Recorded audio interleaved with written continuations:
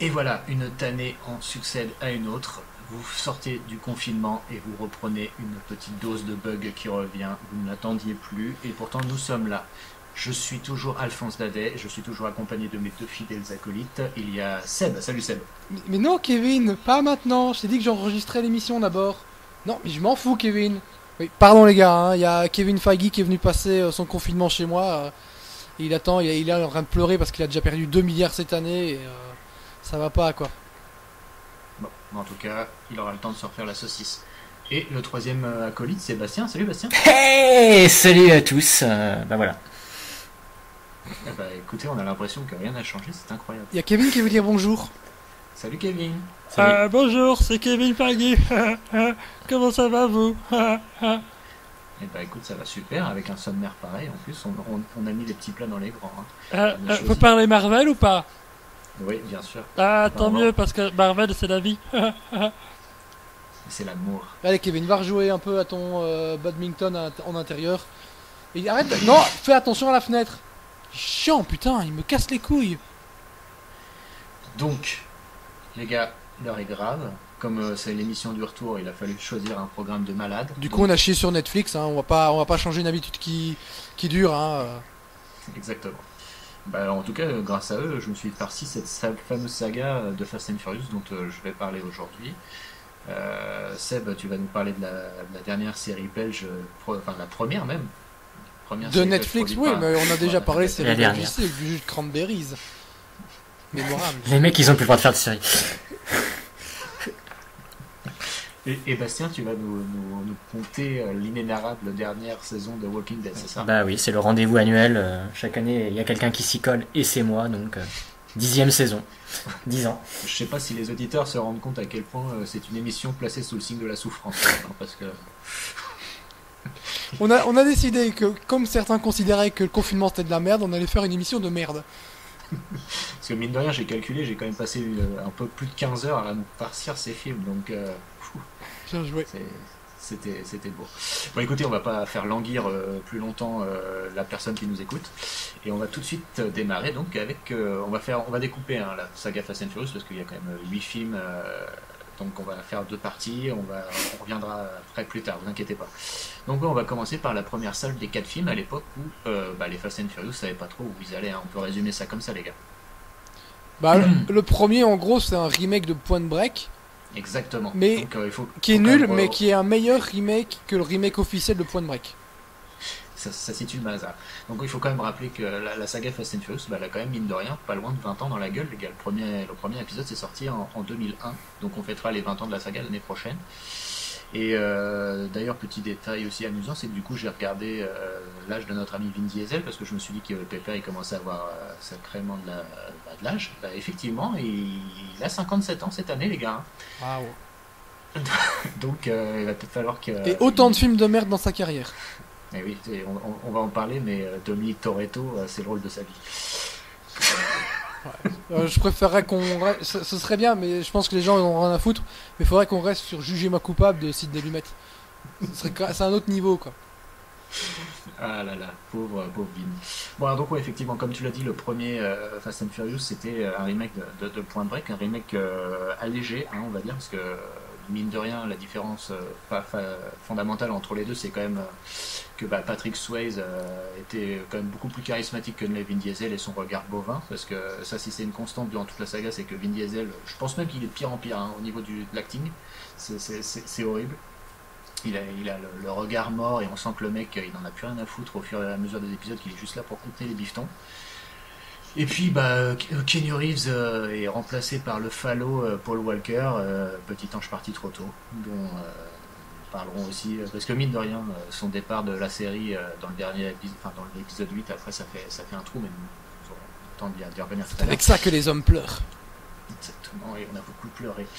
Et donc ce premier épisode, ce qui manque aussi par rapport au remake de Point Break, enfin par rapport à Point Break, c'était qu'il y avait une petite tension homo-érotique dans le Point Break de Catherine Bigelow, faut pas se le cacher, entre Patrick Swayze et Keanu Reeves, il y a une petite tension, des petites pédaiseries sympathiques, que là il y a beaucoup moins quand même, parce que là on est dans un univers vraiment viril avec des voitures chromées, des nanas qui ont des jupes à la salle de jeu pendant tout le temps, c'est beau.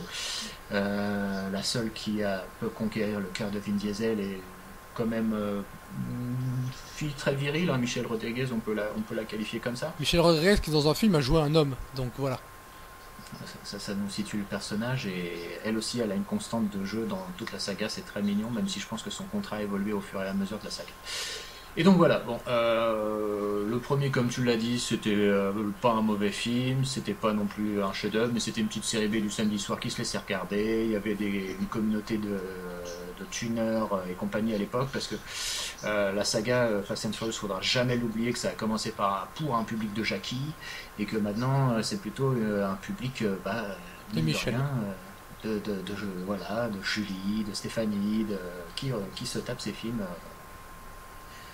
sans vergogne.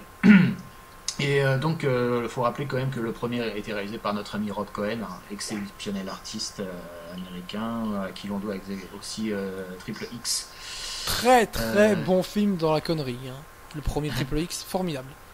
Dragon, l'histoire vraie de Bruce Lee, ou quelque chose comme ça, c'est le titre français, peut être proche de ça, et entre autres joyeuseté, Rob Cohen, c'est ni fait ni à faire, et je crois que lui aussi d'ailleurs, suite à l'affaire MeToo, maintenant il a des grosses casseroles au cul, donc je ne suis pas sûr qu'il revienne rapidement. En plus, googlez sa gueule sur Wikipédia ou un truc comme ça, vous allez voir, il a la tête de lampe pour le pépère. Et je crois que le problème du premier Fast and Furious était déjà là, et je pense que ça va poursuivre tout au long de la saga. Je vous le dis tout de go, c'est que pour moi il y a un vrai problème au niveau des antagonistes de la saga, c'est qu'à aucun moment il y a de vrais méchants. En fait ils sont tous méchants, mais ils deviennent gentils assez rapidement, Il y en a qui vont changer d'un épisode à l'autre, alors que dans l'épisode précédent c'était quand même des gros méchants qui voulaient exploser la terre entière, et qui après deviennent très gentils à faire des blagues avec d'autres copains à eux. Donc voilà, et en fait la base était déjà là. Il n'y avait pas le premier manque de méchants, parce que c'est quand même Vin Diesel qui l'interprétait, mine de rien, mais il a des valeurs, la famille, patati patata. Le Frank Ribéry de la voiture tunée était déjà là. Et le casting de Bombas était déjà là, donc Jordana Brewster était là.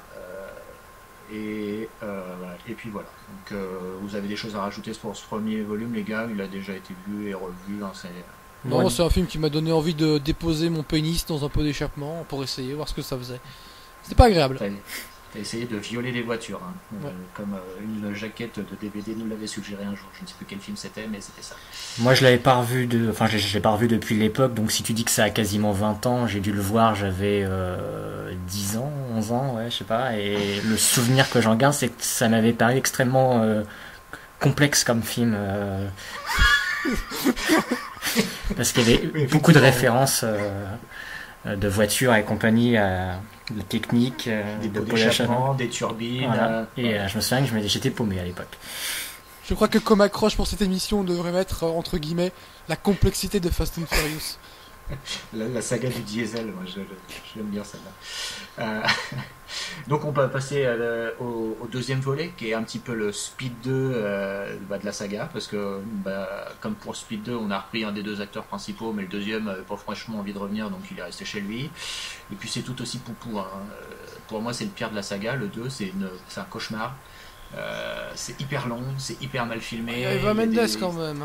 Et voilà, j'allais en parler. Il y a Eva Mendes qui est certainement le meilleur personnage de la saga, et qui a eu l'intelligence d'être celle qui ne reviendra pas, si ce n'est une petite scène post-générique, oui. Exactement. Où on se dit putain, elle sera là dans le prochain, et même pas, quoi. Bande d'enfoirés. Et voilà, donc je me souviens juste qu'à la fin la voiture va s'exploser dans un bateau, donc ça fait encore un point commun avec Speed 2. Et on peut le zapper celui-là parce qu'en plus il a très peu d'impact sur le restant de la saga. Ah, je suis pas d'accord parce qu'il introduit des personnages qui vont venir. Ouais, c'est ça le problème. Ouais, le personnage le plus insupportable. Tu ne peux pas zapper un seul Fast and Furious, sinon tu es confus par rapport à l'intrigue des prochains.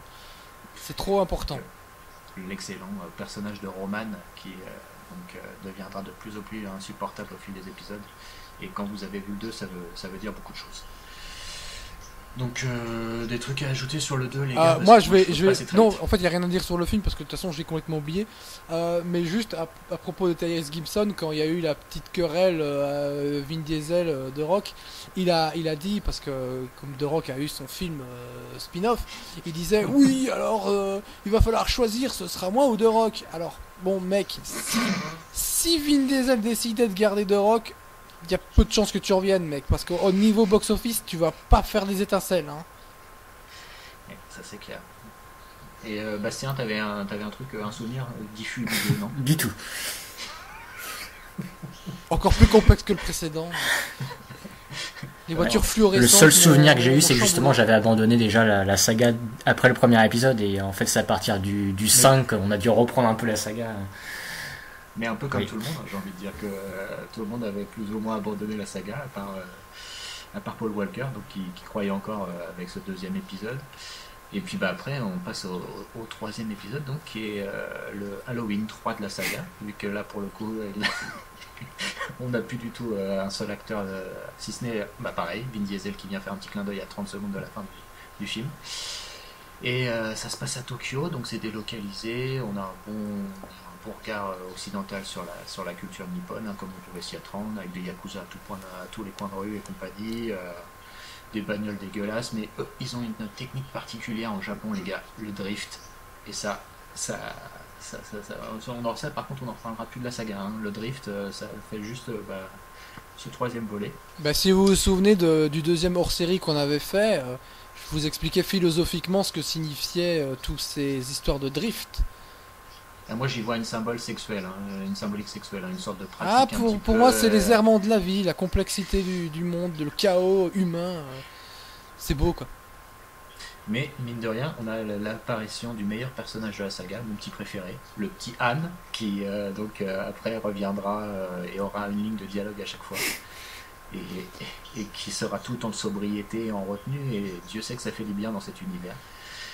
Donc voilà, alors le personnage principal est interprété par Lucas Black, c'est ça? C'est Lucas son prénom? On se souvient plus vraiment de lui quoi, le mec a déjà disparu de la circulation. Hein.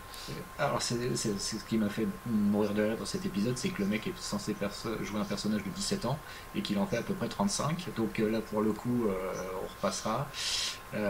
D'ailleurs ce petit Lucas Black que j'ai découvert aujourd'hui suite à l'écoute d'un autre podcast, Super Ciné Battle pour ne pas le situer, qu'il avait une chaîne YouTube où il y a apparemment un petit millier d'abonnés, donc c'est vraiment presque confidentiel, où il ne poste que des vidéos de pêche, de lui en train de... Ouais, je vois ça. des trucs en train de pêcher, de lui en train de pêcher et tous les poissons qu'il attrape. Donc je sais pas, ça me rend sympathique du coup, et puis je considère que ce troisième volet n'est pas si irregardable que ça. C'est le mec qui a compris que sa carrière était morte et a décidé de faire quelque chose d'autre, c'est bien, au moins il assume quoi. Et voilà, et d'ailleurs il revient lui à un moment dans la saga. Oui, il revient dans le 6 ou le 7, dans je le sais 6 plus, ou 7, oui, quand ça devient un bordel temporel. Ouais, oui, ça va. Maintenant ça me dit quelque chose, il est pareil, il revient le temps d'une scène. Oui, juste après, il y a la rencontre et puis t'as la scène finale du 3 qui se passe après quoi. Mais tu la vois pas parce que tu l'as déjà vu dans le 3. Oui, effectivement, mais il rajoute un petit truc. C'est des petits malins. Et donc, musicalement parlant, maintenant on a, dans le premier, on pouvait dire qu'il y avait encore un petit peu de mélange entre le hip-hop et un peu de rock. Dans le 2, on a déjà tiré tout le rock, dans le 3 aussi. Donc là, maintenant, on est à fond les ballons dans la culture hip-hop et compagnie. On est encore dans l'univers des bagnoles tunées. Celui-là est quand même gratiné à ce niveau-là. Et puis, voilà. Non, franchement, celui-là est pas détestable. Il se laisse regarder, j'ai envie de dire, sans trop de déplaisir, même si je n'ai quasiment plus aucun souvenir déjà du film, alors que j'ai dû le voir il y a du jours. Vous avez des trucs à rajouter sur celui-là? Je crois que c'est le premier volet réalisé par Justin Lin, hein, c'est ça? Exactement. Qui va en enquiller quelques-uns derrière. Qui va aller jusqu'au 6ème et après il va passer à Star Trek. Voilà, et Chris Morgan doit déjà être au scénario, parce qu'il faut rappeler que Fast and Furious est une saga d'auteur, donc c'est le même scénariste depuis un petit moment. Je sais plus à quel volet il a débuté, l'ami Chris Morgan. Je pense que plus personne ne sait vraiment qui est Chris Morgan à part. Parce qu'en Ah bah, fait, c'est ça. on pense qu'il a écrit les Fast and Furious, mais en vrai, soyons réalistes, c'est Vin Diesel qui. Il Ah prend oui. sa bite, il tapote sur le clavier de son ordinateur, et puis voilà, hein, ça arrive. Hein. C'est pas compliqué à faire. Hein. Des choses à rajouter sur le troisième volet, les gars, ou pas?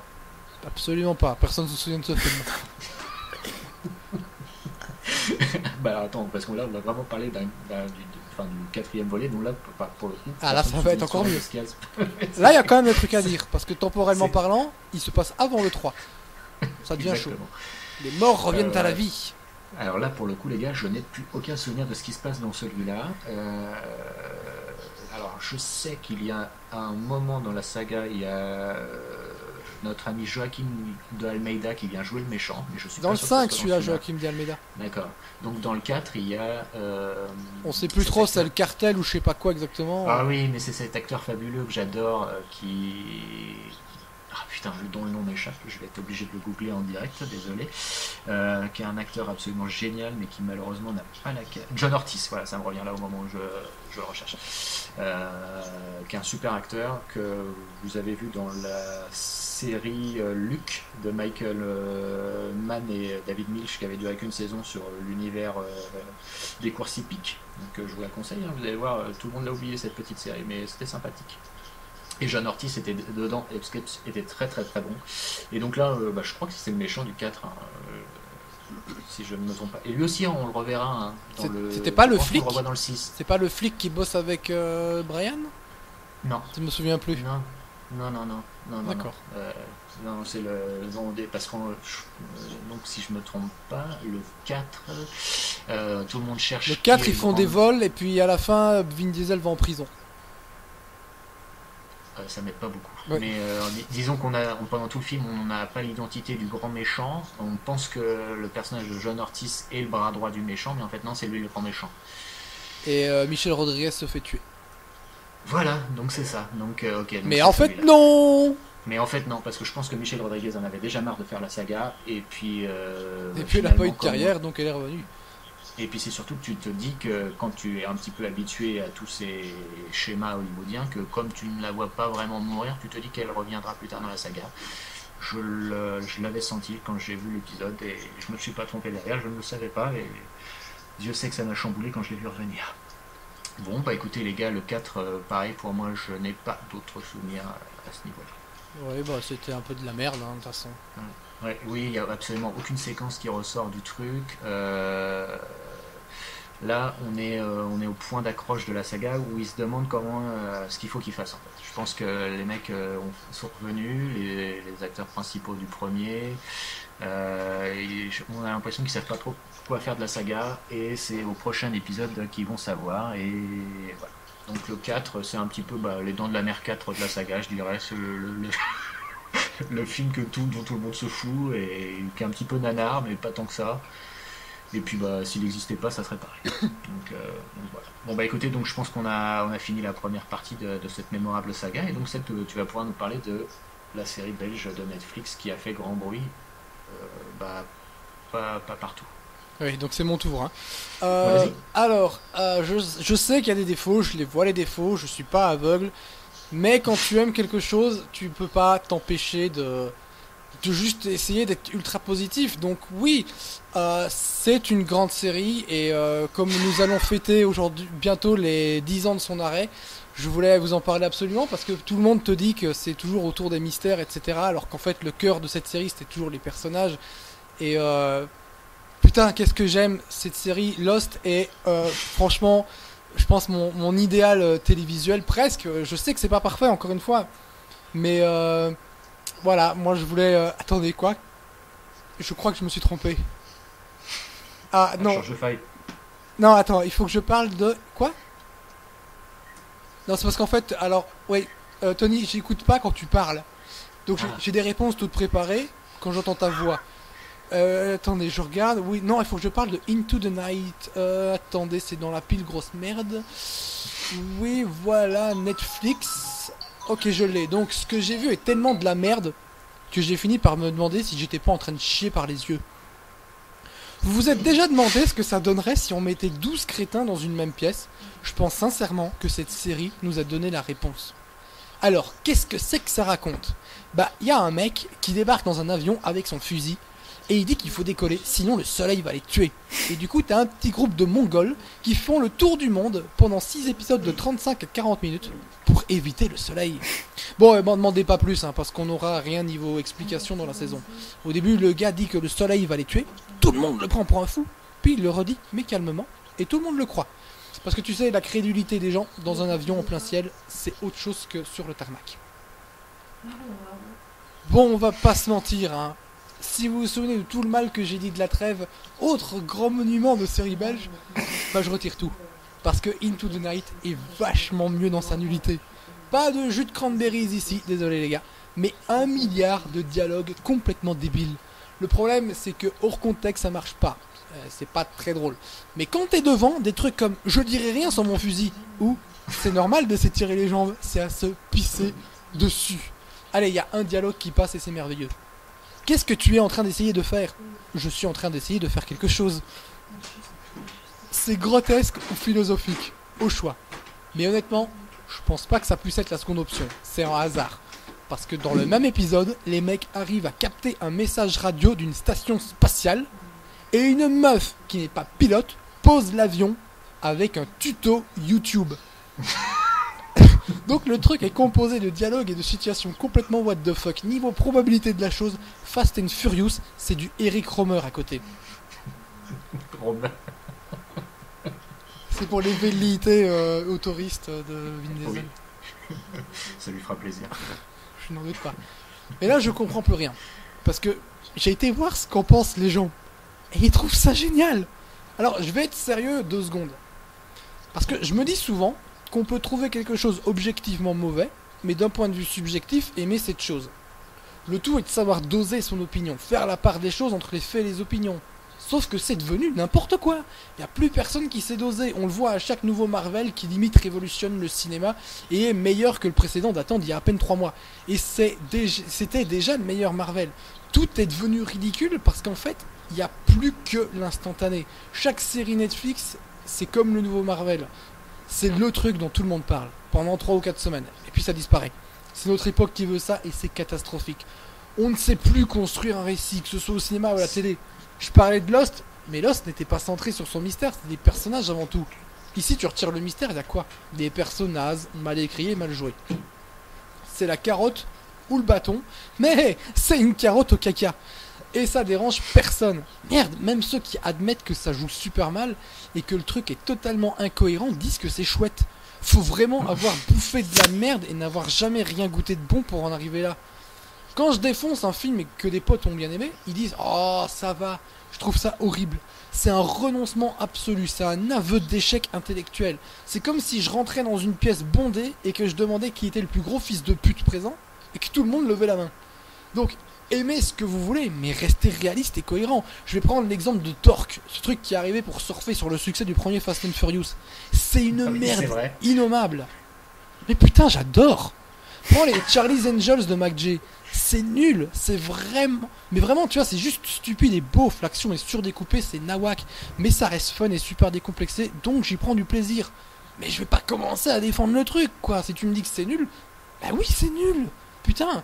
D'ailleurs, petit aparté, hein, mais McJ, pour ses inspirations, il cite Hitchcock, David Lean, ou des films comme Le Lauréat ou La Fureur de Vivre. Et puis tu vois un film et t'es mort de rire. Comme quoi, ouais, on peut avoir de très bonnes références et faire complètement autre chose. Ouais, bah c'est comme Brett Ratner par exemple. Apparemment, c'est un très bon cinéphile, quoi. Ah. Et puis il y a ses films. C'est autre chose. C'est un autre monde, quoi. Donc voilà, on a établi que les gens... Un très bon botaniste, il aime bien se cacher derrière les plantes. Oui, c'est vrai. On est toujours en plein MeToo, nous. On n'a pas évolué depuis 1 an. C'est ça qui est bien. Bref, on a établi que les gens étaient cons. Mais ceux qui disent que le casting est mauvais, c'est encore le haut du panier. Parce qu'il y en a pour te dire qu'il est excellent. Alors qu'ils jouent tous comme des porcs. Tellement que j'ai l'impression que le mixage son dégueulasse est fait exprès pour cacher au maximum le problème. On comprend pas la moitié des dialogues. T'as limite envie de péter des sous-titres pour un truc en langue française. Et puis merde. Ça m'arrive tout le temps, ça. Bah ouais, j'ai l'impression parfois que quand c'est des trucs, par exemple je regardais Alias, Et dans Alias, à plusieurs moments, ça parle en français. J'ai toujours l'impression que quand il parle en français, le son est diminué. Ouais, je pense que le mixage est dégueulasse la plupart du temps et que nos oreilles sont un peu devenues feignantes et que du coup on a moins envie de faire l'effort de distinguer les dialogues de la bouillasse musicale qu'il y a parfois. Voilà, ça me gêne pas sur d'autres trucs. Moi, c'est juste que quand c'est en français sur un truc où il y a plusieurs langues en fait. Ouais, pas bref. Oui, bref. Donc, nous avons quoi? Un casting d'endives sans charisme.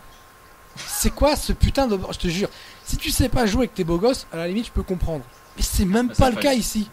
Et là, t'as même pas à te poser la question de savoir qui est responsable. Est-ce que la réplique est mauvaise parce que ça joue mal, ou est-ce que ça joue mal parce que la réplique est mauvaise? Les deux, sans hésiter. Bon, on va pas revenir sur ce que je disais hein, quant à la bêtise des gens, parce que là, c'est irrattrapable. Mais bon, tout n'est pas noir. Parce qu'après une saison entière qui sert à rien et qui aurait pu être résumée en genre 1 heure, Into the Night te promet du lourd pour sa 2e saison. Il y aura des ajouts au casting. Et ça va certainement continuer de jouer plus mal les uns que les autres. Et ça, vous voyez, putain, c'est merveilleux. J'ai vraiment hâte de voir ça. Parce que j'ai vraiment hâte de me faire à nouveau chier dessus.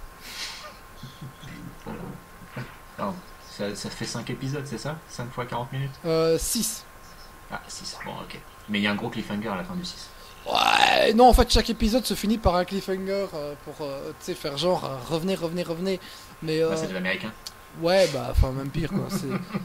Et non, c'est... Ouais, en fait, il se passe plein de trucs complètement débiles et inintéressants. Et puis, t'as toujours le petit cliffhanger à la fin, un petit truc à suspense. Et comme c'est Netflix, bah, tu regardes l'épisode suivant directement. Et je te dis, les épisodes le plus long durent 40 minutes, quoi. Mais par rapport à la track, tu le situes comment, quand même La traque, La série. C'était la track la trêve.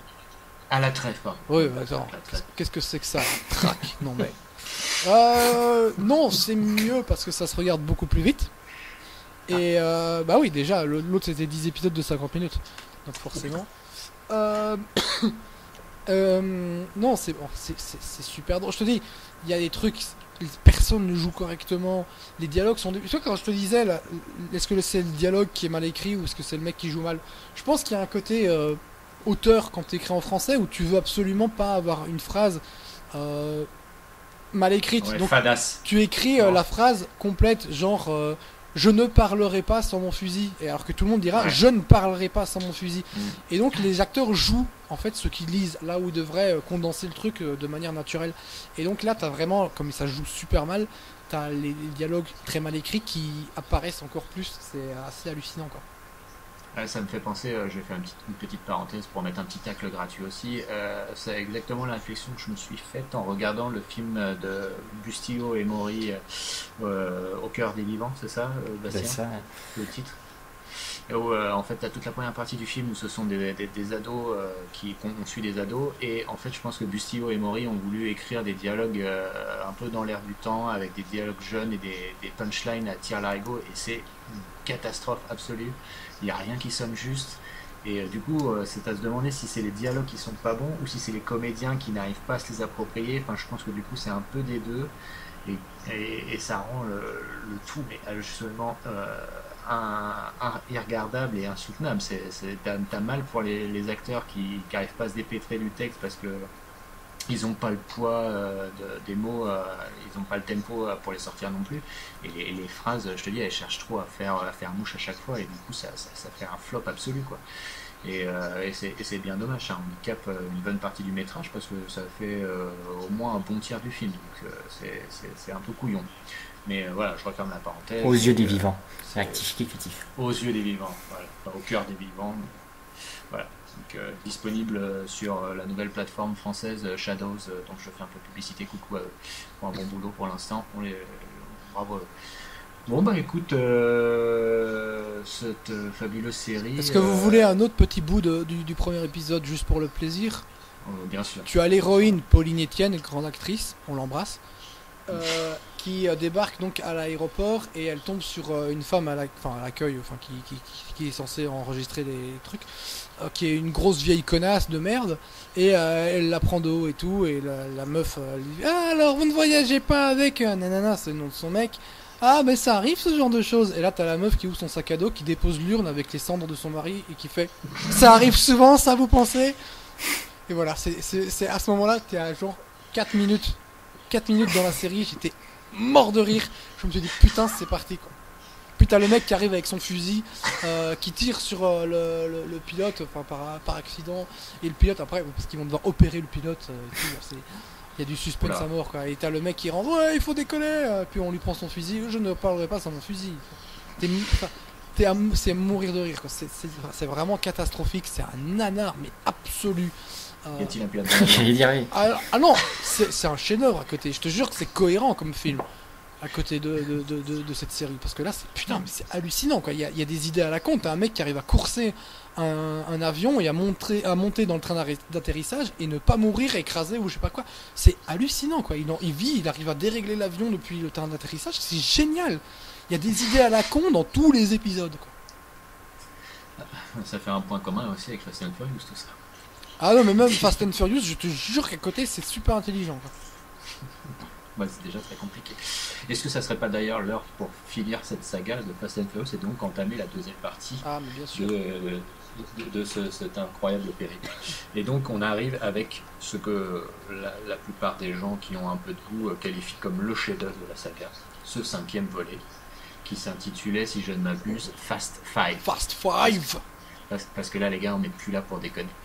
Et Fast Five est effectivement quelque chose d'assez magique, qui la saga n'a pas réussi à retrouver derrière. C'est, je ne sais pas, j'arrive pas à le qualifier, mais une sorte de conneries sympathiques. Je sais pas, on prend la cohérence et la vraisemblance et on lui pisse dessus, on lui chie dessus, on l'enterre, on vomit dessus. Bah. Mais on s'en fout, on trouve ça plutôt rigolo et on divertit le spectateur.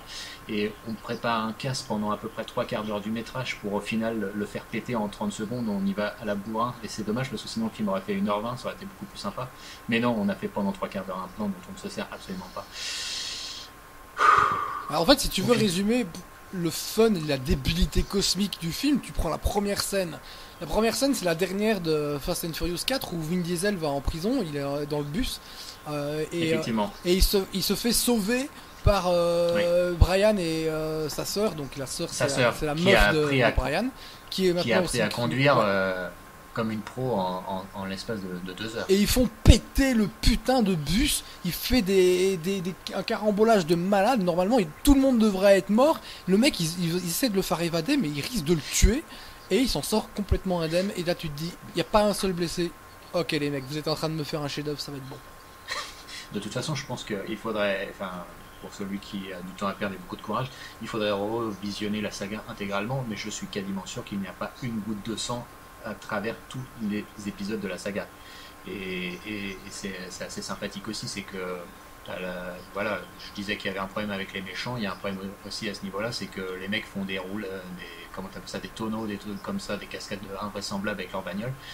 Et ils s'en sortent toujours indemnes. Ils n'ont absolument rien de cassé ou les voitures sont dans un état absolument catastrophique, mais eux n'ont rien et c'est absolument génial. Et donc là, on touche au sublime avec ce 5e épisode parce que là, ils ont trouvé la voie. Vin Diesel et Chris Morgan ont trouvé la voie de la raison et se sont dit ça y est, qu'est-ce qui marche en ce moment? Et ben c'est les séries télé. Et ben les séries télé, mon gars, on va faire la même chose, mais avec nos bagnoles. Donc, si le premier était un remake déguisé de Point Break et le 5, qui est un peu le redémarrage de la série, ils sont partis, les mecs, sur une ambiance un peu à la Ocean's Eleven et à la Mission Impossible, qui étaient déjà des sagas établies au cinéma à ce moment-là et qui marchaient pas mal. Donc, on réunit tous les acteurs, comme ça a déjà été fait plus ou moins dans l'épisode précédent, mais là, on les fait revenir, genre guest, all-star, cast... Et on leur fait faire des scènes d'action dans des pays plus ou moins exotiques, donc, comme dans l'émission Impossible de Tom Cruise. Et puis voilà, et maintenant, après, le contenu de chaque épisode, ça sera ça. On ira dans l'escalade, dans des séquences what the fuck dans les pays, avec des scènes d'action pas toujours lisibles. Là, donc, dans celui-là, je pense que c'est celui où Justin Lin se sort le mieux. Les séquences sont vraiment pas mal. La scène finale, le climax, il faut quand même reconnaître qu'il est quand même complètement ouf. Ah oui. T'es mort de rire parce que c'est d'une connerie abyssale et en même temps tu trouves ça complètement jouissif. Faut pas faire la fine bouche et le pisse froid. T'as vu ça qu'une fois dans ta vie, quoi. C'est dans cet épisode-là. parce que les mecs sont quand même en train de tirer un coffre qui doit faire je ne sais pas combien de tonnes et ils sont à travers, ça doit se passer à Rio si je ne m'abuse, et ils sont en train d'exploser la ville à feu et à sang et personne qui ne fait rien, c'est magique.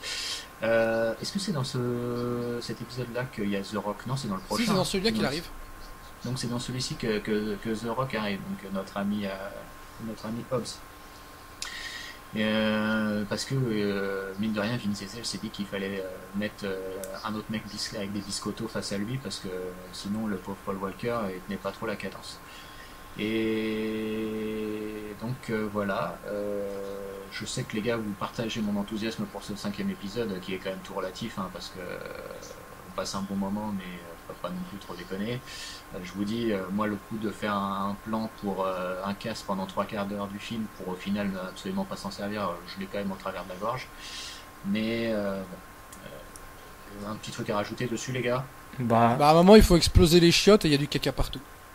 Et moi j'aime bien quand il y a des caca partout. Je me souviens plus de cette séquence. Si, ça fait partie du plan complètement tarabiscoté qui sert à rien. Ah là là. Moi je dirais que c'est le cercle rouge de la saga. Tranquille. Est-ce que donc il y a quand même un truc qu'il faut aussi mettre au crédit de la saga Fast and Furious, c'est la découverte de Gal Gadot, parce qu'à l'époque ils sont allés la sortir de nulle part la petite. Ouais. Et maintenant elle a la carrière qu'on lui connaît avec des rôles aussi mémorables que Wonder Woman. Ouais. Et aussi, n'oublions pas, mention spéciale à Elsa Pataki qui n'a qu'une seule expression faciale durant tout le film et dont le personnage sert tellement à rien qu'il revient dans le film suivant pour dire qu'en effet il servait à rien. Il ne sert à rien, exactement. Et mais c'est une très belle relation qu'elle a avec Vin Diesel. Ils sont tous les deux meurtris par la vie parce qu'ils ont perdu leur âme sœur, mais un petit coup de quéquette leur fait vite oublier tout ça et remettre le plaisir de la vie au milieu de la cathédrale, comme on pourrait mélanger plusieurs expressions. Donc voilà, on est sur les rails du bonheur et du succès, parce que là c'est quand même à ce moment-là que la saga redémarre au box-office. Je crois qu'on n'était pas loin de l'avoir enterré. Et je suis allé voir et je sais que le 5 était quand même... alors je parle du box-office français, mais le 5 avait dépassé les 3 millions, je ne m'abuse, ou on n'en était pas loin, donc c'était quand même un solide succès. Et après, chaque épisode tournera autour de ce chiffre-là, avec une pointe pour le 7e et mythique épisode à 3 millions 7 ou quelque chose comme ça. Donc le petit côté Wikipédia de la saga avec les chiffres. Donc c'est ça. Là, le 5e épisode, il avait cassé la baraque et après pour atteindre des cimes absolument folles, parce qu'il faut quand même rappeler que Fast and Furious fait partie des sagas les plus... et il tape dans la même catégorie que les Marvel maintenant. Oui, il a tapé le milliard avec le 7. Exactement, que dans la même catégorie que les Star Wars et compagnie, donc ça vous pose un bonhomme. Et Vin Diesel, qui heureusement n'a plus que ça dans sa vie, j'ai envie de dire, c'est pour ça qu'il mise tout dessus. Parce que ce con a quand même fait de la merde avec la saga Pitch Black, et pourtant Dieu sait que le matériau de base était quand même autre chose que Fast and Furious. Oh, au moins il a essayé. Enfin, oui. Je veux dire, je suis le premier à taper sur Vin Diesel, mais au moins il a essayé, quoi. Après il s'est planté, mais il a essayé. Il s'est planté au box-office. Mais c'est vrai que les films qu'il a livrés pour les Pitch Black sont quand même loin d'être honteux. Moi je les aime tous. Donc voilà. Mais c'est une petite parenthèse. Donc écoutez, voilà, le 5e c'est du fun à l'état pur, et une recette qui a fait ses preuves et qui ici atteint son apogée, et on enchaîne après. Et qui commence, si je puis me permettre, à faire la Fast Family, puisqu'il ramène les personnages du 2, etc. Voilà, c'est ça, c'est qu'on essaye de ramener tout le monde, donc ça c'est un petit peu le côté série télé de la saga, c'est qu'on fait revenir tous les épisodes. Et les personnages des épisodes, et quelque chose aussi dont on va avoir pareil le paroxysme dans Hobbs & Shaw, c'est que les mecs vont plus se cacher qu'ils sont ultra fans de Game of Thrones, jusqu'à en piquer des acteurs, au moins 2, notre ami la hacker, le nom m'échappe, qui fait Nathalie Emmanuel.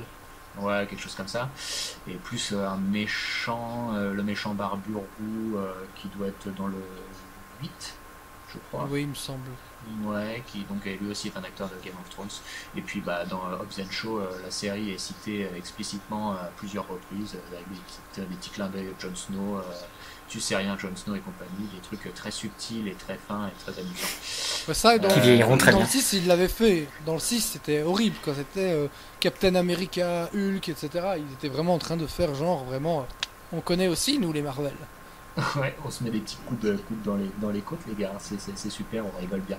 Donc voilà, bon, on va enchaîner avec le 6e épisode, et le 6e épisode, bah, je sais plus trop ce qui s'y passe. Celui-là, il s'appelle le mec- Furious 6.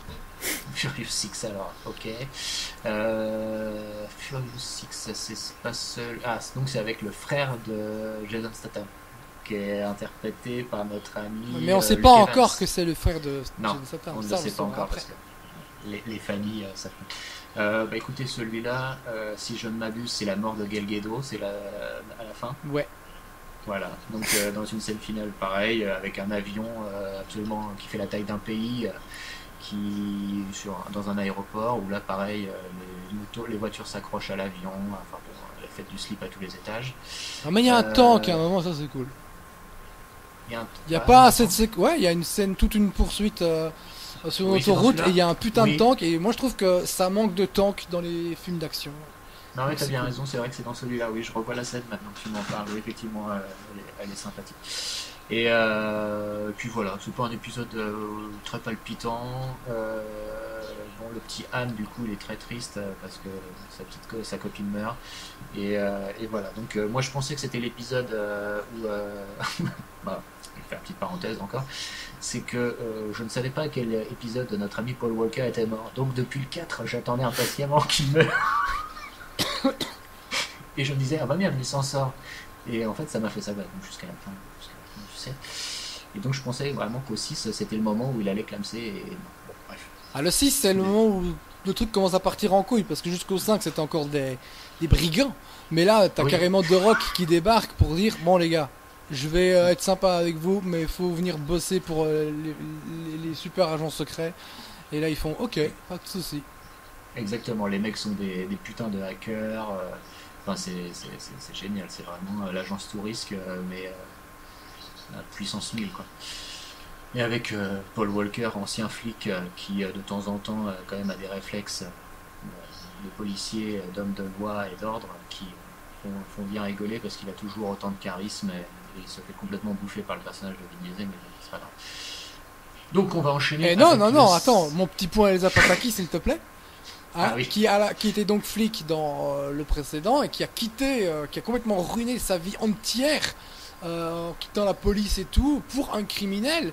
Et Michelle Rodriguez qui est mort dans le 4, ben en fait non, elle est toujours Elle vivante. revient. Et la meuf, toujours aussi pleine d'expressions faciales, dit ok mon gars, c'est bon, tu sais, j'ai juste ruiné ma vie pour toi, vas-y, y a pas de souci. Moi je suis C'est ça. vraiment à la cool. S'il te plaît, si tu te souviens de mon nom, donne mon nom à votre fille, ça me ferait super plaisir. Et voilà quoi. Donc big up à Elsa Pataki. Très belle carrière au passage magnifique prestation. Personnellement, pour la profondeur du personnage, je lui filerai un Oscar. Elsa Pataki, alors troisième parenthèse, qui est à son palmarès Carnet Rose, Michael Youn, Oui, Adrian Brody, oui. et maintenant un des frères Hemsworth ou quelque Chris chose comme ça. Hemsworth, Thor lui-même. Voilà, effectivement. Donc ça vous situe un peu la nana, un petit peu la Carla Bruni du 7e art, j'ai envie de dire. Il y a que le C'est temps quelqu'un qui te l'a dit. Il y a, non, non. C'est une blague. Il y a que le temps qui lui est pas passé dessus, je pense, dans les pour faire une référence à Fast and Furious. Et ça aussi, c'est très subtil et c'est gratuit. Donc, bah voilà, hein, c'est vrai que le personnage d'Elsa Pataki s'efface très discrètement et telle une jolie fleur. On ne la reverra plus de l'épisode, mais elle reviendra dans celui d'après. Ne vous inquiétez pas. Non, elle Parce qu'on revient. est comme ça. Elle revient encore. Si, si. Ah oui, au début. Ah. Ah oui, putain, elle revient redevient dans le flic, 7 et c'est elle revient vrai. dans le 8. Elle redevient Parce flic qu'elle- du coup. Elle bosse avec The Rock. Putain, ouais, j'avais oublié ce détail. C'est vrai, putain. Mais elle revient dans le 8 aussi. Hein. Sérieux? Bah oui. Ah merde, j'ai fait complètement oublier. Attends, je vais demander à mon ami Google pour qu'il m'explique. Bah attends, c'est quand même la mère de Brian. Elsa Pataki. Ben non, Elsa Pataki n'est pas la mère de moi. Qu'est-ce que tu racontes? Mais si, Elsa Pataki, c'est la mère de Brian. Non, Elsa Pataki, c'est la flic. Oui, bah, elle a eu un gosse avec Vin Diesel. Non, ça c'est dans le 9. Non, c'est dans le 8, non? Non, ils ont pas encore eu d'enfant à ce moment-là. Mais si! Mais si! Tout tourne autour de ça. Ah oui, c'est vrai. Putain, j'avais déjà complètement oublié. C'est lui le gamin qu'on voit dans la bande-annonce du 9. Je pensais qu'il venait d'avoir un enfant avec... Ouais, d'accord.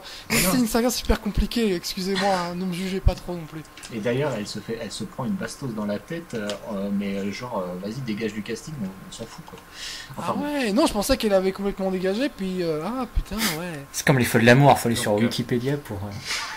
Ah oui, ah oui, en effet, elle est là. Et elle s'appelle Elena.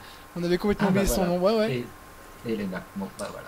Bon, bah donc le 6 c'est fait, donc le 7, avec cet épisode donc, qui a décollé au box-office, qui a tout explosé sur son passage. Et bah, mine de rien, dois le reconnaître quand même, un hommage plutôt classe de notre ami Vin Diesel à Paul Walker, parce que donc, c'est cet épisode-là qui sera le dernier tourné par l'ami Walker, même si ça se voit quand même à plusieurs reprises dans le film que c'est des plans retouchés numériquement. Je crois même qu'ils ont embauché son frère ou un truc comme ça pour faire Ouais, des plans. c'est vraiment dégueulasse. La fin Ouais. du film est vraiment très très laide. Ouais, c'est pas très très beau à plusieurs moments. Donc voilà, la fin est plutôt digne, j'ai envie de dire. Ça saute complètement fou. Hein. Oui, parce qu'en fait, Alors, tout le dialogue fait genre, on dirait que le mec il est mort, il lui paye un hommage et tout, alors qu'en fait Ouais. le mec il va juste se barrer pour aller s'occuper de ses enfants. Quoi. c'est ça. Au contraire, parce que ça c'est pareil, c'est aussi une constante dans les Fast and Furious, c'est que les mecs font toujours le dernier coup pour ensuite se ranger des voitures, comme ça leur va très bien. Sauf que non, finalement les mecs ils se font tellement chier quand ils sont chez eux avec Bobonne que bah, un petit coup de voyage dans des pays étrangers, ça leur va très bien. Donc c'est aussi cet épisode-là qui est tourné à Abu Dhabi avec cette séquence complètement hallucinante Ah où ouais. les mecs face à trois tours d'immeubles monumentales. Là, je ne sais pas comment s'appellent ces tours, mais ça doit avoir un nom. Donc en passant à travers chaque immeuble avec la bagnole, hein, bien sûr. Donc on était déjà pas mal aussi à ce niveau-là. Qu'est-ce qui me reste de ce volet? Bah, pas grand-chose. Je sais toujours que le personnage de The Rock, je crois qu'on ne le voit pas trop dans celui-là. Non, parce qu'il se fait blesser au début, puis il est à l'hôpital pendant C'est tout ça. le film, et puis il revient pour la C'est fin. ça. Voilà, donc on savait pas trop quoi en foutre, donc on l'a laissé à l'hosto. Il y a le personnage de Anne qui doit mourir. Ah bah non, il meurt. Non, dans il est le mort dans le précédent. Enfin, Ouais, bah oui, il est mort à la fin du 6, 3. alors qu'en fait ça se passe au milieu du 3. Ouais. Et donc à un Et moment donc- dans le 7, Vin Diesel va à Tokyo pour faire un truc Oui. qui se passe à la fin du 3, et c'est extrêmement compliqué, putain de sa mère. Voilà. Et donc. Ouais, donc voilà, le 7. Merde, j'avais un truc à dire, mais c'est reparti. C'est pas grave. Ah oui, le méchant, donc c'est l'arrivée de Jason Statham. Parce que là aussi, la saga ressort le tapis rouge à d'autres acteurs. Donc Jason Statham débarque dans celui-là. Je crois que c'est également l'arrivée de Kurt Russell Ouais. dans le rôle de Monsieur Nobody. Hélène Mirren, c'est peut-être pas dans C'est celui-là. dans le suivant. C'est dans celui Avec Charlize Theron. Ouais, pauvre Hélène Mirren. Beaucoup de mal à chaque fois qu'on la voit maquillée comme un camion volé, c'est horrible. Ah, c'est elle qui a demandé pour être dans les films. Hein. Oh putain, c'est d'une tristesse absolue. Petit point quand même sur ce 7ème épisode réalisé par l'ami James Wan. Ouais. Donc bah, ça se voit pas spécialement, à part pendant certains combats à main nue où la caméra virevolte. Je trouve qu'il y a quelques idées de mise en scène super intéressantes. Ouais. Oui, mais c'est pas non plus à se taper le cul par terre. Hein. J'ai trouvé qu'il y avait 2-3 trucs sympas, mais pas foufou. Mais en fait, c'est le problème que j'ai avec le film, c'est que je trouve que c'est celui qui a les cascades les plus fun, vraiment. Mais le problème, c'est que le film fait quoi, genre 2h20, un truc comme ça, quoi. Ouais, ils sont tous à 2h15 là. Et ça raconte de la merde, mais c'est tellement mauvais, c'est tellement mal Ouais. branlé, c'est insupportable. Et t'es en train de regarder un truc, c'est vraiment le truc le plus pénible du monde pour une séquence d'action assez fun, certes, mais bon, après, c'est Fast and Furious, tu réfléchis pas trop non plus, mais t'as Vin Diesel, il est pas là pendant tout le film. Je veux retrouver machin, et lui, non, mais il faut que. Et donc Russell débarque. Si tu fais ça pour moi, je te dis, ouais, Jason Statham. Et t'as Jason Statham, à chaque fois qu'ils sont en train de faire un truc, il débarque. À chaque fois, tu sais Oui, pas c'est d'où ça. il vient, il débarque au milieu du truc. Donc, Ouais. au bout d'un moment, arrête de demander à ce qu'on te dise où il est, va faire un Oui. truc et attends qu'il vienne, quoi. Exactement. Je pense que tout le monde se fait la réflexion en regardant le film, et oui, il y a ça. Et moi, j'ai beaucoup de sympathie pour Jason Statham. Hein. C'est un mec que j'aime bien, mais alors je le trouve qu'en méchant, il est pas bon du tout. En fait. pas, je sais pas, il y a quelque chose, il fait pas assez vicieux, il fait trop, justement, il fait peut-être trop sympa pour être un méchant redoutable. Et je trouve que c'est pour ça qu'après, quand il devient plus ou moins gentil, à se fricoter avec The Rock, son personnage lui va mieux. C'est pas pour autant que c'est mieux, hein, mais je trouve que ça lui sied mieux. Là, pour le coup, en méchant, je le trouve pas flippant du tout, alors que pourtant, il y aurait de quoi. Mais bon, c'est toujours le souci de ça. Mais bon, bah, donc ce 7e épisode, fin de Paul Walker. Donc voilà. Et le 8e épisode, donc. Alors attendez, parce que j'essaie de me souvenir de la fin du 7. Le climax, c'est quoi le climax du 7, les gars? Ça se passe un peu partout en ville, il y a des explosions, et puis dans un immeuble. Parce qu'à chaque fois, ils font quand même des trucs. Dans le 8, c'est le sous-marin. Dans le 7, oh, je sais plus. Bon, bah écoute, c'est pas grave, mais bon, à chaque fois, ils trouvent quand même un truc. Enfin, on a l'impression que des fois, c'est écrit par des gamins de 7 ans. Hein. Avec leur grosse voiture, qu'est-ce qu'on peut faire? Hop, on fait un hélicoptère, des machins comme ça. Bon, des fois, ça marche, des fois, ça marche pas. Souvent, ça marche pas. Chez Fast and Furious. Bon, bah écoutez, des choses à rajouter sur ce 7e volet. Bastien. Le Dark Knight de la saga. Oula. S. Ledger, Paul Walker. Exactement. Ça a trusté Bon, bah, le box-office. donc, on va enchaîner avec le 8e volet, The Fate of the Furious. La meilleure Fate intro. of the Furious. Oui, pardon, The Fate, sorry. La meilleure intro. Là, pour le coup. Alors, la meilleure intro. Alors, l'intro de celui-là, je vais essayer de la resituer. Qu'est-ce que c'était l'intro? Enfin, je crois. Oui, si, c'est le duel à la Havane, à Cuba. Avec la voiture toute pourrie. Exactement, c'est ça, oui, effectivement. Alors celui-là, je l'aime pas. Hein. Celui-là, je vous le dis tout de suite, le 8, pour moi, c'est le Fast and Furious de fonctionnaires où les mecs, ils sont. C'est écriture en mode automatique. Vin Diesel est méchant maintenant. Ouh. Ouais, effectivement. Le mec est super méchant, il roule même une pelle à un moment à Charlize Theron. Enfin, Charlize Theron lui roule une pelle, on ne sait pas trop pourquoi. C'est censé rendre jalouse Michelle Rodriguez, mais ça ne marche pas parce que Michelle Rodriguez a d'autres chats à fouetter. Parce que rappelons quand même qu'elle était amnésique, mais que finalement tout lui est revenu en tête. Ça pourrait être dans 24 heures chrono, ça ne dépaillerait, ça ne pourrait pas dépareiller là-dedans. Et donc voilà, bah écoutez, celui-là me fait plutôt chier. Hein, le 8, je vous dis. Alors en plus, ça a le don de prendre vraiment son spectateur pour des gogoles parce que pendant tout le film. Par exemple, on a une séquence où les acteurs disent ah bah le mec est à Londres, il faut qu'on aille à Londres. Paf, plan d'après, t'as une rue où tu vois une cabine anglaise ou des trucs comme ça, et c'est écrit en gros Londres. Donc t'as envie de dire putain, effectivement, merci de me le dire parce que je crois que j'avais pas compris. Donc voilà, il y a Charlize Theron qui vient là-dedans. Putain, le trucage. Je sais pas ce qu'elle vient faire là. Hein, je vous le dis franchement, elle n'a pas l'air d'être très impliquée dans le bousin. Surtout qu'a priori elle va revenir dans le 9, hein, vu qu'elle s'en sort, spoiler, à la fin de ce 8e volet. Là c'est pareil, hein, on fait revenir tout le monde, hein, même le frère de Jason Statham pour une séquence où il ne sert pas à grand chose. Hein, et il monte dans l'avion, il tue 2-3 gars et bah, c'est tout. Oui, parce qu'il est devenu gentil aussi depuis le temps. Voilà, exactement. C'est quand même une utopie cette saga Fast and Furious. Tu es méchant, mais ne t'inquiète pas, tu vas faire partie de la famille, tu deviendras gentil en rejoignant la famille. Et du coup, on pardonne tout, quoi. Genre, le mec, il a tué leur pote, et dans le film précédent, on lui courait après parce qu'on voulait venger les amis, là. Non, mais t'as vu, on a un peu le même parcours professionnel. Putain, mec, on est amis maintenant. Wouh! Yeah! C'est ça. Et voilà, bah écoutez, dans celui-là, en plus il y a une scène finale avec un sous-marin. Bon, il y a 2-3 plans sympathiques, mais c'est à chier. La plupart du temps, c'est tout en CGI et c'est vraiment crado. Faut signaler que à la mise en scène, on a l'espèce d'incapable F. Gary Gray, si je ne me gourre pas, que j'aime pas du tout. Enfin bon, bref, voilà. Statham et The Rock se balancent des petites vannes. Pendant tout le film, et c'est à peu près tout. Donc il y a la mort du personnage d'Elsa Pataki, rien de particulier à signaler.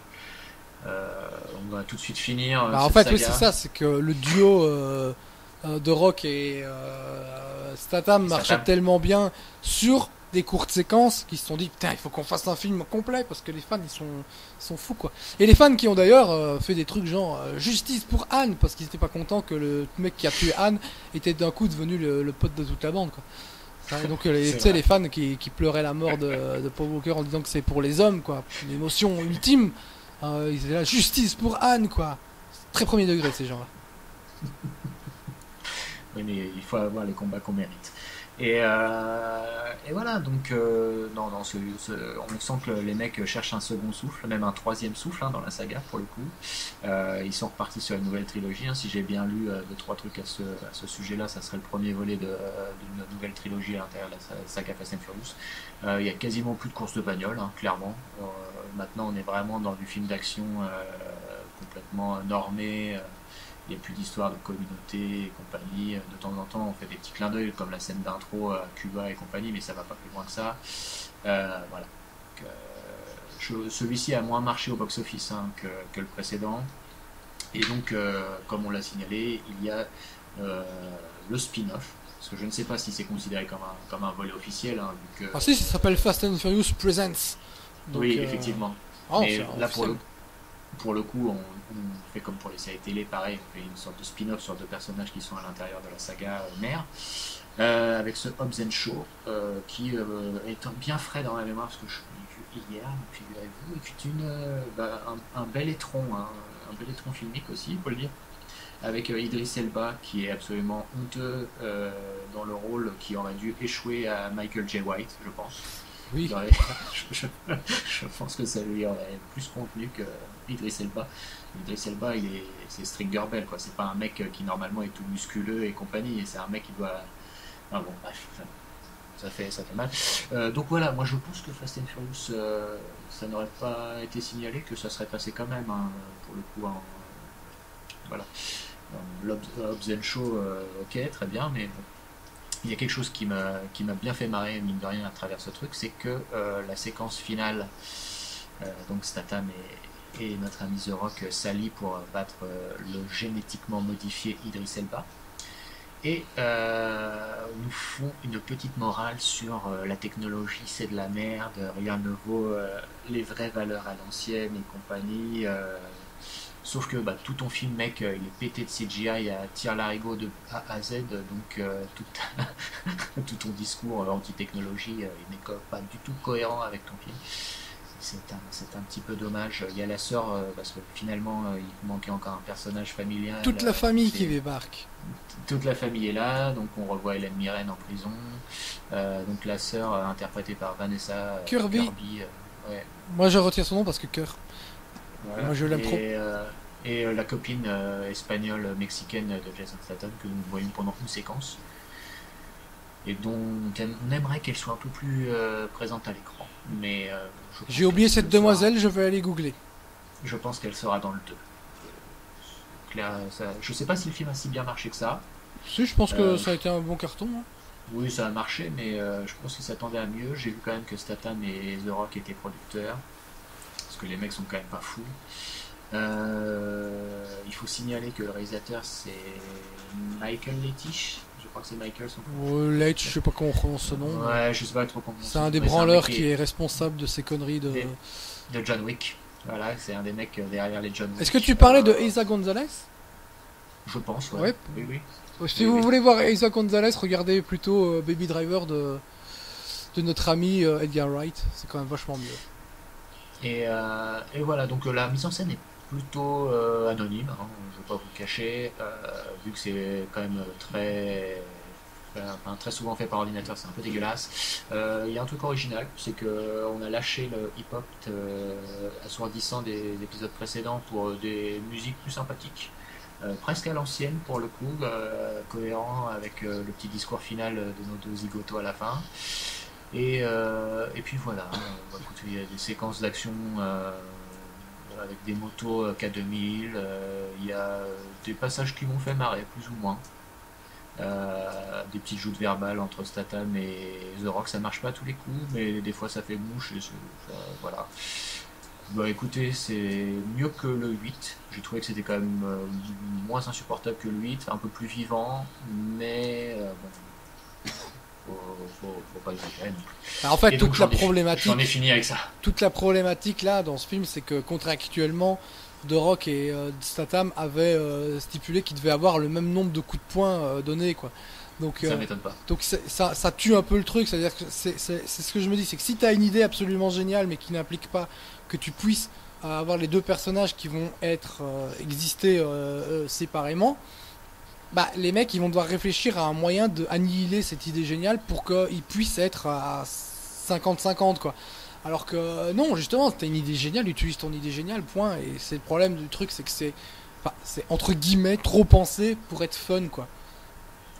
Et ça m'est revenu heureusement pendant que tu étais en train de parler, parce que c'était quand même un truc qui m'avait sauté aux yeux quand je l'ai vu hier soir, c'est que c'est quand même un remake plus ou moins déguisé de Tango et Cash aussi, cette histoire. Ouais, clairement, vachement moins bien quoi.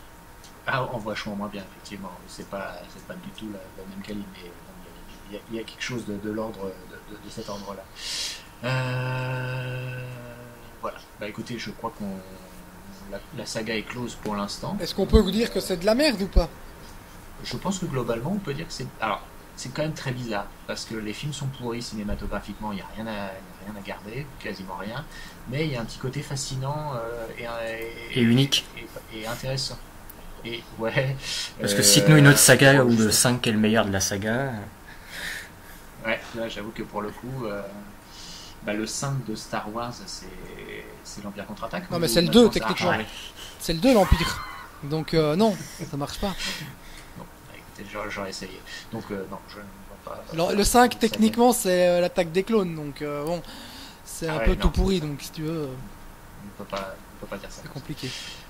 Donc ouais, non, mais par contre ouais, c'est intéressant dans l'évolution que ça a eu, je trouve, dans l'affiliation que ça entretient avec les séries télé, que ça bouffe à tous les râteliers et compagnie. C'est aussi intéressant dans ce que Vin Diesel essaie d'en faire. Je pense qu'il se trompe complètement et qu'il a un melon de dingue, mais c'est marrant. Le mec est persuadé d'être un génie, quoi. Il a des velléités autoristes absolument hallucinantes. Le mec, il est persuadé que ses films méritent d'être nommés aux Oscars, etc. Enfin, il est sur une autre planète. Je sais pas si vous avez déjà vu des reportages sur lui en train d'enregistrer ses dialogues pour les Gardiens de la Galaxie. Donc il interprète Groot, et Groot dit seulement I am Groot. Et le mec, mais il est en acteur studio, mais à 100%, quoi, pour dire 3 mots, quoi. C'est hallucinant. Ouais, et on sent que, ouais, effectivement, il a des velléités là comme ça, mais parce qu'il lui reste plus que ça au pauvre Vin Diesel. Si Fast and Furious lui claque dans les mains, je sais pas ce qu'il lui reste derrière, quoi. Donc c'est un peu compliqué pour lui. Voilà. Est-ce que la saga lui survivra? Est-ce qu'on peut imaginer des... C'est une bonne question. En fait, la réponse sera dans le 9. Oui. Vu que c'est un peu The Rock qui a ranimé le truc avec son arrivée, le fait que maintenant il a dégagé pour question de rivalité, etc., on aura la réponse par rapport au box-office. Je pense que ça va cartonner, mais est-ce que ça va moins marcher, etc., quoi. On verra. Ouais. Non, mais ça a été fait intelligemment parce que comme je l'ai dit déjà tout à l'heure, c'est qu'au départ la saga ça parle qu'au Jackie, hein, et finalement maintenant tout le monde va voir ça, hein. Moi je suis quand même pas du tout le public visé à la base, et puis finalement je me suis bouffé la saga, donc quelque part c'est bravo à eux. Moi je retire une chose positive quand même de ce visionnage intégral, c'est que je sais qu'à chaque Black Friday et compagnie je suis à 2 doigts de me payer le coffret, et ben je sais que maintenant je ne le ferai pas. Et mine de rien, ça fait du bien au portefeuille. Donc, merci la vie, je vais dire. Merci la vie. Bah écoutez les gars, Bastien, il nous reste plus 3 minutes. Final, hein. Puis tout le temps qu'il faut. Exactement. Donc, toi aussi, tu as beaucoup souffert pendant cette 10e saison de Walking Dead. Alors, l'année dernière, on s'était quitté sur une saison mi-figue, mi-raisin, qui était un petit peu la saison du renouveau, hein, comme chaque saison, rappelons-le, de The Walking Dead, où à chaque fois on repart du bon pied en se disant allez, cette année, on arrête les conneries et on fait une vraie bonne saison, hein, puisque la showrunneuse Angela Kang avait pris les rênes de la saison 9, remplaçant l'affreux Scott Gimble, qui est le mec détesté par tous les fans de Walking Dead, mais en fait le mec est toujours là un petit peu derrière dans les coulisses, mais ils l'ont viré en tant que showrunner. Il s'occupe des hypothétiques films Walking Dead qui vont se faire, et il est toujours là en tant que producteur. Et donc cette saison 10, alors c'est pas évident parce que du coup je l'ai vu avant le confinement et depuis le confinement j'ai quand même vu pas mal de choses, donc il faut que je me souvienne de ce qui s'est passé dans cette saison 10. Alors ce que j'en ai gardé en tête, c'est que donc on rappelle que Walking Dead c'est 16 épisodes une saison et que c'est à chaque fois découpé en 2 fois 8. Il y a une pause de... C'est 16 épisodes. À la mi-saison, il y a une pause de 2 mois et demi, un peu de 3 mois, quoi. Ouais. Ah oui, quand même. Et donc à chaque fois, il y a un gros cliffhanger en général au middle saison, et après, donc, ça reprend. La première moitié de cette saison, je pense, c'est une des pires moitiés que la série nous a proposé. Et Dieu sait qu'on en a eu des moitiés de saison. C'est ça qui fait peur. Parce que donc on continue dans le fait que la série est faite au rabais maintenant, niveau budget je pense. Les économies de bout de chandelle se font au fil des années et là il se passe absolument rien pendant ces 8 épisodes. On se concentre sur les personnages et Dieu sait que les personnages n'ont pas grand chose à dire dans Walking Dead. J'avais noté 2-3 petites choses qui se passaient quand même à ces moments-là. Notamment notre ami Eugène, qui, rappelons-le, est un petit peu le personnage comique de la série avec sa coupe mulet et compagnie, le poltron de l'histoire. Et donc cette année, il se fait une petite relation par une CB en fait, qu'il a concocté par ses soins, parce que le gars est quand même très fort au niveau scientifique, technologie et compagnie, et il sait faire des choses de ses mains quand même.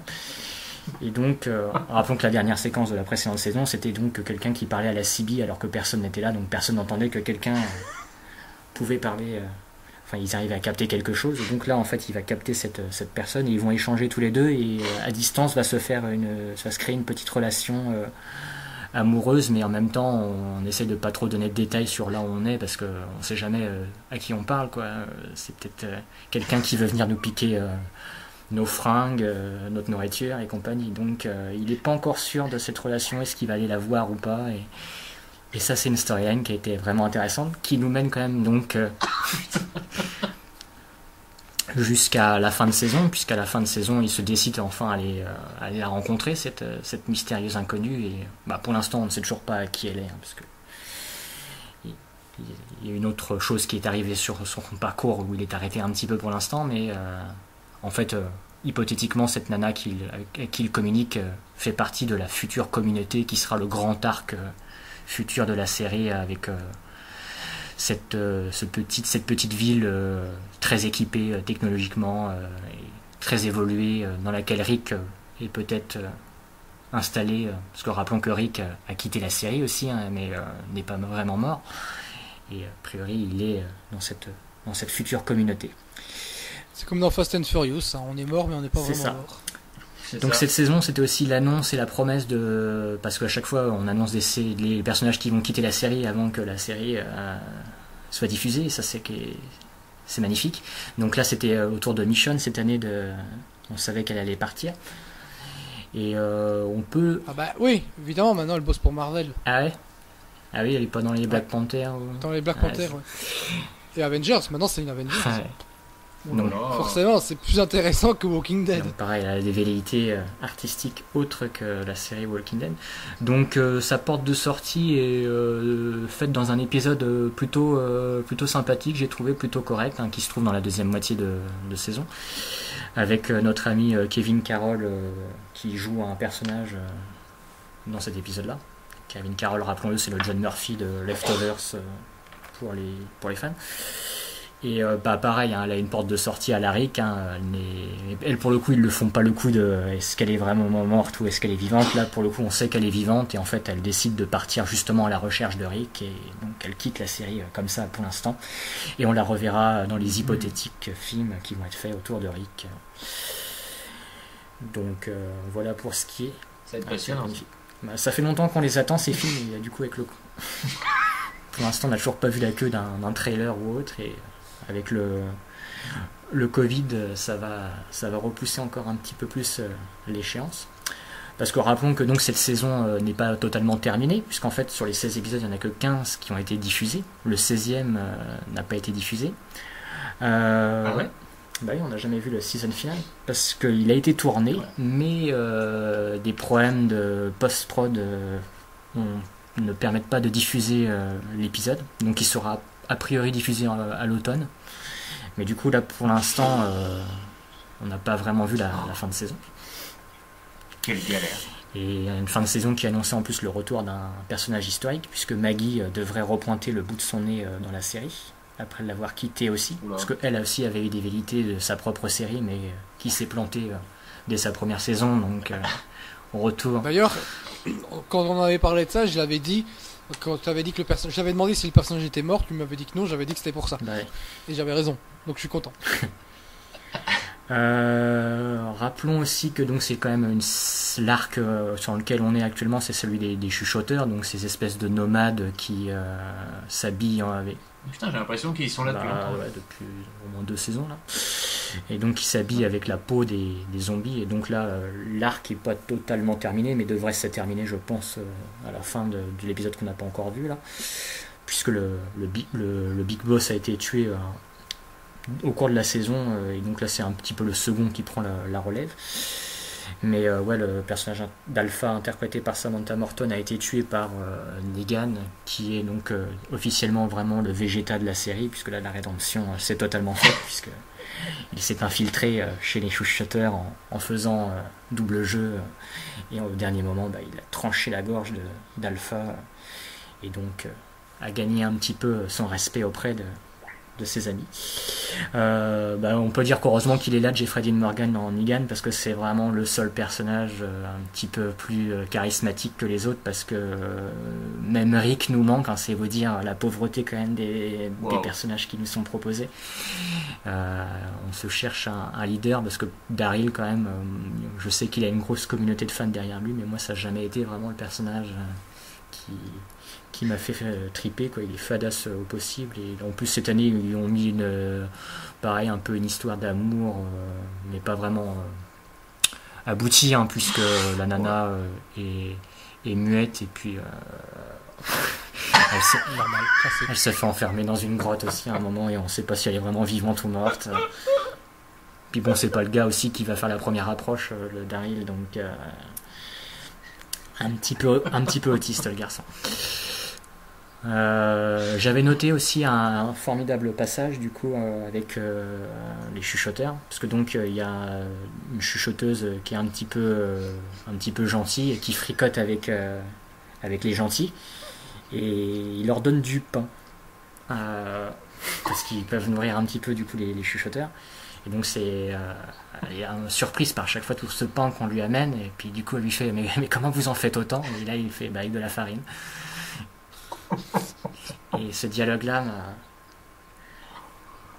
m'a révélé toute la médiocrité de la série au niveau de son écriture actuellement. Ça pourrait être une réplique de Into the Night. Hein. Ouais. C'est le même niveau, quoi. Alors, on fait aussi la découverte d'un nouveau personnage en fin de saison qui s'annonce prometteur, puisque c'est la Dame Ginette de la série. Donc son petit nom c'est Princesse. Ça c'est son surnom, puisqu'en fait elle s'appelle Juanita. Évidemment. Et donc qui est un personnage haut en couleur, puisque elle est différente du reste du casting, qui est quand même très sérieux dans son approche de l'épidémie de zombies, alors qu'elle est un peu le personnage excentrique de The Walking Dead. En fait elle a vécu seule dans la ville avec juste des zombies, et quand ils la découvrent, en fait elle s'amuse à déguiser les zombies avec des fringues ou des trucs comme ça, leur fait des petites mises en scène avec eux. En fait ça l'éclate un petit peu, elle est complètement déglinguée. C'est un peu le personnage un peu méta, je pense, qui va de la série qui arrive, et donc très prometteur pour la suite. Que dire je sais pas, vous avez un personnage, vous avez envie de savoir ce qu'il est devenu Je me souviens de plus aucun personnage. T'as cité le nom de tous ceux que je connaissais. Ouais, c'est pour ça à chaque fois je reviens sur un peu ceux que je pense que vous connaissez. Bon, on a quand même Carole, elle est toujours là. Du coup, des historiques, il reste Daryl et Carole, qui sont là. Et puis donc après c'est Maggie qui va revenir, qui était là en saison 2. Nagui, Nagui. Nagui. Ah, parce que je me dis, putain, il y a Nagui qui est là-dedans, peut-être Maggie alors. Voilà, N'oubliez Maggie. pas, Maggie de la série enfin, Maggie, ça va, quoi. ouais. Exact. Rosie Bart. Exactement. Enfin, toujours est-il que c'est dans cette saison, on a encore une séquence extraordinaire, parce que donc chaque année vous attendez le moment de la saison. Un peu le tigre, le tigre. Après le Jump the Tiger, après le je me fais vomir pour échapper à une attaque de zombies. Cette année, tout repose sur un dialogue. C'est dans l'écriture que ça se fait, avec Negan et un enfant qui n'a pas connu le monde d'avant. Et donc, Negan, fidèle à lui-même et à son humour, lui explique quand même que c'est bien dommage qu'il n'ait pas connu le monde d'avant. Alors attendez, je prends mon petit texte des sous-titres, parce que j'ai été rechercher les sous-titres officiels qui ont été faits sur internet, et de la traduction française, qui est d'ailleurs pas la même que j'ai eue quand je l'ai vu l'épisode, mais bon, c'est toujours magnifique. T'en as raté des choses en grandissant dans ce monde déglingué. Conduire ta première bagnole, les jeux vidéo, la frite couille. Tu connais pas la frite couille? Sérieux, avec tes gros doigts dodus comme les tiens? Le but de la frite couille, c'est de surprendre, d'afficher l'autre, de te venger parce qu'il a traité ta mère de pute. Tu relâches le poignet comme ça, tu te penches l'air de rien, et hop, tu lui fais une frite dans les couilles. Vise bien le bas. Si c'est trop haut, tu tapes dans sa bite. Allez, fais voir un peu. T'es super doué. Si c'était un sport, t'aurais pas à te doper pour entrer au Hall of Fame. Bon petit. Magnifique, c'est beau. Et donc ils font 1 minute sur le frit de couille et j'étais abasourdi à ce moment-là. Je me suis dit mais c'est pas possible, quoi. Alors moi il parlait pas de frites couilles quand j'ai vu l'épisode, il me parlait vraiment du chabit, mais au départ je me suis dit bon d'accord, il parle du chabit, une petite joke quoi, mais après il fait 1 minute dessus quoi, il explique vraiment les règles là, Oh là là. Il n'y a plus personne qui regarde, c'est possible. Bah là ouais, je sais, j'avais eu des scores d'audience, c'était assez catastrophique. C'est vraiment les mecs qui font du remplissage quoi, ils savent plus quoi faire, et là ils se disent chabit. Mais ils veulent pas faire mourir la série, c'est ça qui est fou quoi. C'est que plus il y a moins d'audience, ils mettent moins de pognon dedans. Tout le monde s'en fout. Moi je savais même pas qu'ils étaient pas allés au bout de la saison. C'est fou quoi. Parce que quand tu vois Fast and Furious, tu disais ils abandonnaient au fur et à mesure un petit peu l'idée des voitures. The Walking Dead abandonne les zombies au fur et à mesure, parce que maintenant il y a quand même très peu d'attaques de zombies. Ça vous l'avez bien compris. C'est chaud. Vous avez bien compris que c'était chaud, quand même. des communautés entre eux qui s'affrontaient à chaque fois. Mais... Eh ben, mine de rien, ça nous donnerait presque envie à chaque fois, hein, mais non. Il faudrait faire une sorte de best-of des saisons de Walking Dead. Mais je suis sûr qu'à 3 épisodes, t'as fait plein. Mais du coup, ouais, on attend la fin de saison, et puis la saison 11 est déjà signée, donc j'en serai bien évidemment, comme chaque année. Quel homme, quel homme. Ouais, avec le Covid. Exactement. Bon, écoutez, messieurs, on est allé au bout, hein. On a beaucoup souffert vraiment pendant les visionnages de tous ces trucs, même si Seb, moi je me suis bien marré, hein. Ça a été vite en plus. Il s'en est bien tiré, c'est ça. Donc voilà, vous avez quelque chose à rajouter ou on conclut? Pissenlit. Non. Eh bien, je vous souhaite à tous un bon déconfinement. On se retrouve, je ne sais pas quand, on espère assez rapidement pour de nouvelles souffrances. Et à la prochaine, hein. Ciao, ciao. Dans un an.